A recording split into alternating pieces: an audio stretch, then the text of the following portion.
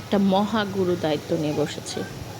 আমার একটা বাচ্চা, সাথে আরও 2টা বাচ্চা আমার বোনের, আমাকে দেখতে রেখে ওরা গিয়েছে শপিংয়ে। তো যথারীতি তারা আমার মাথাটা খেয়ে মাথা আলু বানিয়ে দিয়েছে।